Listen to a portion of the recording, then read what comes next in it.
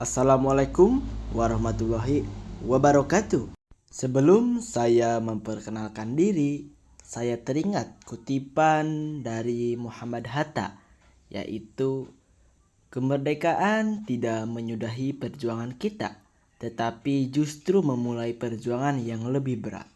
Untuk itu, perkenalkan, nama saya Dani Setiawan dari kelas 11 TKR 2 dan saya bersekolah di SMK Negeri 3 Kuningan. Pada kesempatan kali ini, saya akan mempresentasikan materi mengenai Kabinet Hatta II.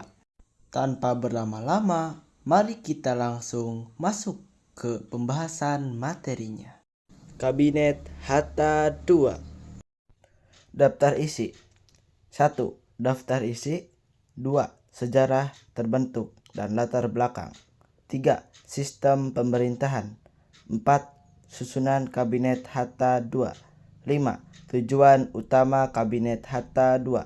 6. Kebijakan-kebijakan penting. 7. Akhir Kabinet Hatta II. 8. Kesimpulan. 9. Daftar pustaka. Sejarah terbentuk Kabinet Hatta II setelah agresi militer Belanda II, di mana para pemimpin Indonesia yang ditangkap kembali ke Yogyakarta untuk membentuk kabinet baru yang fokus pada upaya mempersatukan politik, membangun negara di tengah konflik, dan menghadapi tantangan dari Belanda menuju pengakuan kedaulatan, termasuk dalam kerangka Republik Indonesia Serikat atau RIS.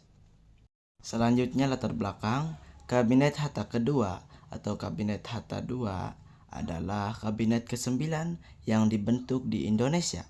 Kabinet ini dibentuk setelah para pemimpin Indonesia yang ditangkap oleh pasukan Belanda setelah agresi militer Belanda II kembali ke ibu kota Yogyakarta. Kabinet ini bertugas dari tanggal 4 Agustus sampai ada yang mengatakan 14 Desember 1949 dan ada juga yang mengatakan 20 Desember 1949. Sistem pemerintahan. Ciri sistem pemerintahan Kabinet Hatta II dalam kurung parlementer RIS. 2. 1. Kepala negara. 2. Presiden dalam kurung Soekarno. 2. Kepala pemerintahan. 2. Perdana Menteri dalam kurung Muhammad Hatta. 3. Tanggung jawab menteri. 2.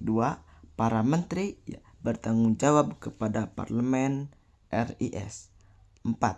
Berakhirnya kabinet ini bubar seiring bubarnya RIS dan kembali ke NKRI pada 17 Agustus 1950.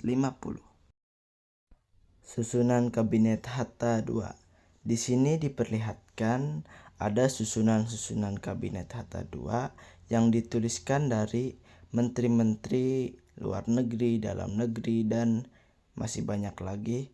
Didapat dari sumber-sumber yang diyakini seperti Wikipedia. Bisa dilihat ada namanya, ada di sebelah kiri ada menteri, penjelasan menteri apa, dan di sebelah kanan nama menterinya. Lalu di nomor 14, 15, dan 16 itu ada keterangan diberhentikan, diangkat, dan diangkat. Itu adalah informasi yang baru atau pada saat pertengahan dalam sistem Kabinet Hatta II. Tujuan utama Kabinet Hatta II.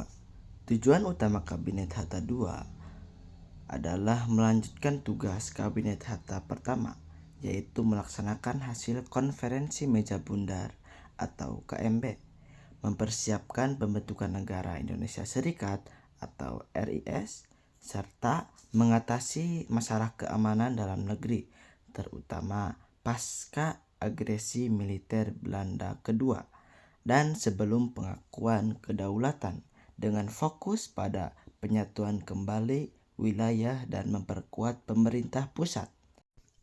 Ada juga tugas khusus Kabinet Hatta II seperti melaksanakan hasil KMB, membentuk RIS, mencapai keamanan dan ketertiban wilayah Republik, dan rasionalisasi dan rekonstruksi atau melanjutkan program RERA, rekonstruksi dan rasionalisasi.